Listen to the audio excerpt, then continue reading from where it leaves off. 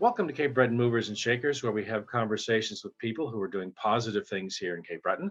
I'm Richard Lorway, president of goCapeBreton.com, and today I'm talking with Liam O'Rourke, general manager of Larchwood Canada in East Margaree, Nova Scotia. Welcome, Liam. Thanks so much for having me. So tell me a bit about Larchwood. How did you guys get started? So I actually just started on with the organization within the last couple of months.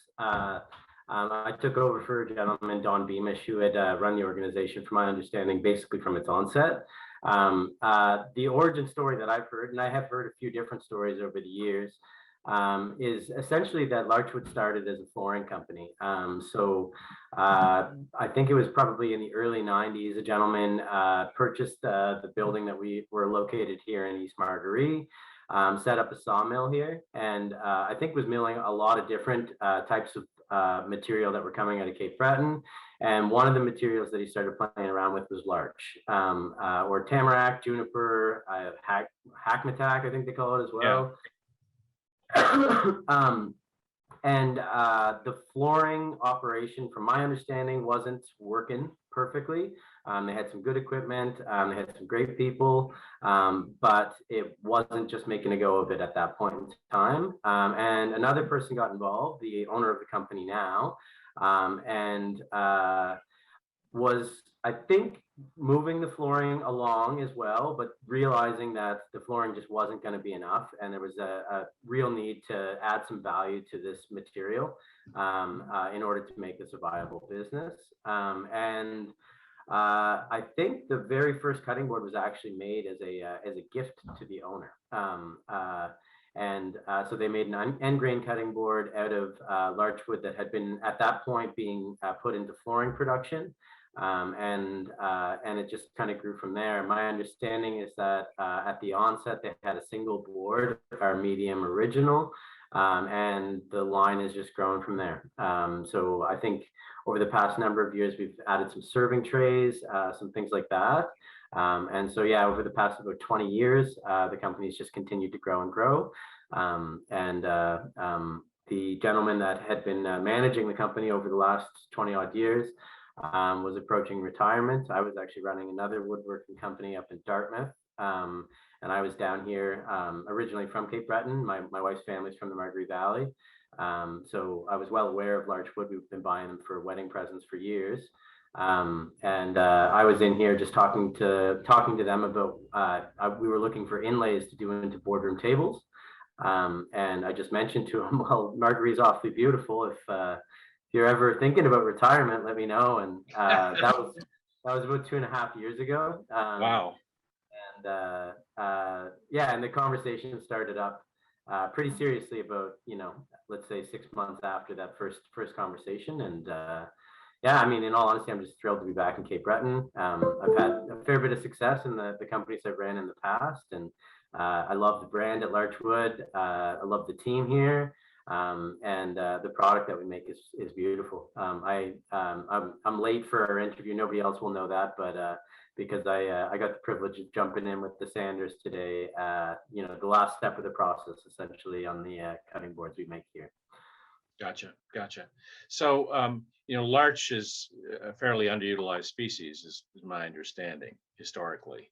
Yeah, I mean, especially in North America, I've worked in the manufacturing side with wood. This is the first company that I've been involved with that is fully vertically integrated. So, and what I mean by that is just that we mill our own lumber. So we get the logs directly from the harvesters here in Cape Breton. So in and around Nova Scotia, I think, some people are using it for projects around their houses and stuff like that. It is a fairly rot resistant wood. And it also has some really great antimicrobial properties. But if you're building a house, you don't really worry about whether or not it has, bacteria in it. Yeah. But those things all lend itself really well to this end grain cutting board. But yeah, I mean, from my knowledge, I don't know of anybody else around this region that is utilizing the species in the same way that we are, or even for that matter, for any sort of large scale manufacturing. Yeah.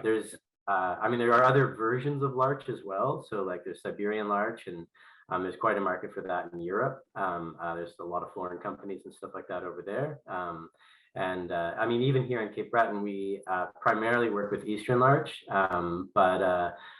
there was, I think it was probably, I mean, based on the size of the trees, they were probably planted in the 80s. So there's been some tests in and around Nova Scotia where they planted Japanese larch, which is very similar to Eastern larch, but it's got a bit of a reddish hue to it.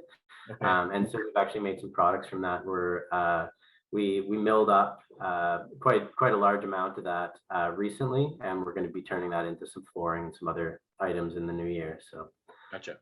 So what makes an end grain board different from a standard, like I'm assuming sideways grain board, for lack of a better term? yeah, so you call it edge grain. So essentially, if you think about it, it's like, think about it like a comb or a brush or something like that.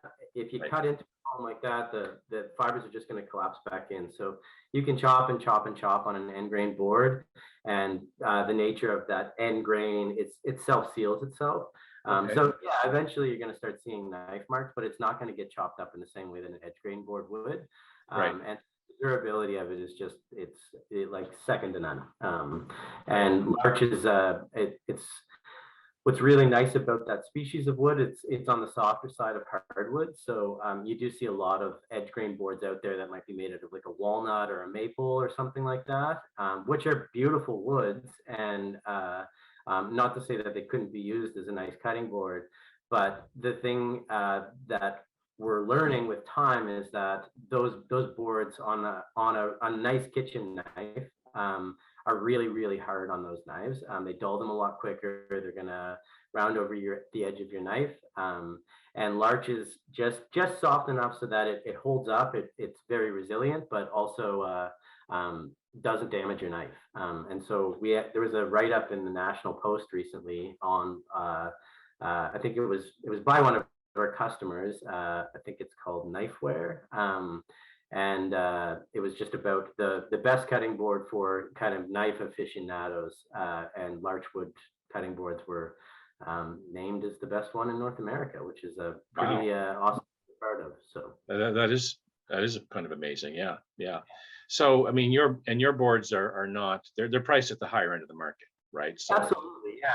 It's not. I mean, it's a lifelong purchase, which is one way to look at it. even multi-generational potentially, right? Multi-generational. I mean, our warranty is 10 years, so I don't know if but I mean, I know the first board I purchased was probably about 20 years ago, and it still sits on my kitchen counter. And I mean, they take on a darker patina with time, but it's just like the day I bought it. So, and I use it regularly. So, Right. So how many employees do you have, by the way? at the moment, we're probably sitting around 26, 28. Okay. So we've got employees here in our factory in Margaree. During the summer months, we operate a kiosk down in Margaree Harbor, and that's kind of a factory outlet where we sell a lot of our standard boards.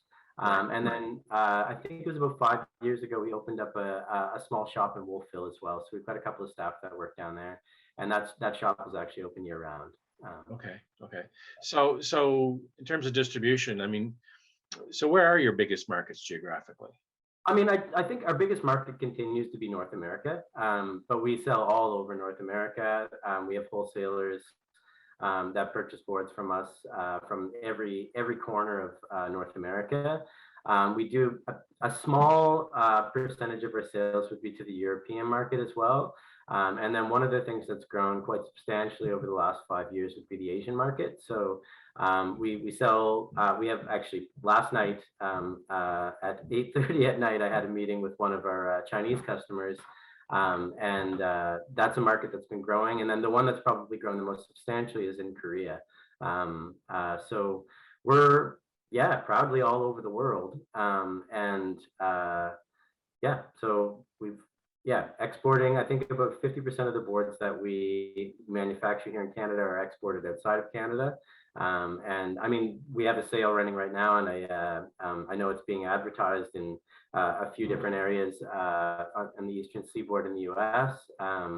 and but all of the sales to date have been to the local community. So like I've seen a lot of folks from Mabu area, just around Cape Breton, that are purchasing our boards. I think when we put them on sale, it's a chance for folks to get access to a great product. So Right. So does Cape Breton as sort of factor into your marketing at all as part of your brand? it's certainly part of our brand. I mean, it's not a front and center part of our brand in terms of like, our logo doesn't feature Cape Breton Island, but it's definitely part of the story of Larch Wood. And I think I actually met with the folks from Tourism Nova Scotia the other day, and I think, I mean, for me, it's been kind of a wonderful introduction to the community here in Margaree. Just to meet some of the folks that are working in the woods, and to meet some of the guys that we have working here that have worked on sawmills for years and years and years. It's really authentic experience for me, and I was just mentioning that to Tourism Nova Scotia and just saying that maybe there's something that we could do to kind of there's a lot of tourists that drive by our location, but to give people that kind of an introduction to what it is that Larch Wood is like. It's a beautiful cutting board, but it's a lot more than that too. Like those cutting boards are nothing without the 26 people that work hard all year round to make them, right? So Yeah, exactly. So the one of the side effects of the COVID pandemic has been that people have maybe questioned some aspects of their lifestyle. For example, fast food consumption, and so maybe preparing and sharing food as a family has kind of gone through a bit of a renaissance in terms of people prioritizing what's important and what's not. Have you noticed an effect at all in terms of your sales? yeah, absolutely. I think probably the best 2 years of sales we've ever had have been the last 2 years, which is a fortunate place to be. Yeah, A lot of companies didn't fare so well through the last couple of years. I think another piece of our business that makes us a bit more resilient is just like, a lot of issues with supply chain and material costs going through the roof. Especially with wood. right. I'm in moving to Cape Breton. I'm building my own house, and I've been stung pretty heavily over the last 6 months with the cost of materials. But where we're working, I mean, the unfortunate part of that is that the end consumer is paying. I don't know. It was almost 3 times the price for some stud lumber earlier this year, Yeah, and but the unfortunate part of that is that the harvesters that are working in the woods aren't seeing those increases. They're seeing marginal increases. So in that sense, Larchwood's been quite resilient in that regard, because we're still paying roughly the same amount that we were for the lumber that we were purchasing. I mean, throughout this whole period. right. Now, we've always paid what we would consider a fair price, and I think a lot of the cutters would agree with us on that for the material that we're using. So I think that kind of business model where you're trying to be fair with people and trying to be reasonable with people means that when things get tough, you're not as deeply affected by them, because we're not trying to just buy the cheapest material that we can to make the most profit that we can. Right. It's always been, I mean, part of the reason that Larchwood is here is to be a contributor to the community here in Margaree, to create year-round jobs, and to create a source for this tamarack or this juniper that's being cut, to add some value to the community here. So Right. but yeah, I mean, the short story is we've fared fairly well through the pandemic, and we're lucky for that. So what do you see? What's the future look like to you for Larchwood? I think we're just going to keep going the way we've been going. I mean, I'd say there's a bit of growth that's likely going to happen over the coming years. Like the demand is certainly out there. Like we have more work than, which is why I'm down there sanding, is because someone calls in sick, and we've got so many orders that if we're not all working all the time, we're not going to get them out in time for Christmas, and that doesn't make for happy customers. So I think, yeah, we've got some at this point we've got a big year ahead, I think, of trying to build back inventory up. That's the it's a good problem to have, but we've sold so many boards over the last couple of years, and the brand has grown to that extent that we We just need to build inventory back up so that we can continue to grow. Super. And then I would like to see it, a couple new products maybe come out and keep having fun and enjoying Cape Breton. Thanks for your time today, Liam. Thank you. I've been speaking with Liam O'Rourke, General Manager of Larchwood Canada in East Margaree, Nova Scotia, and we'll see you next time on Cape Breton Movers and Shakers.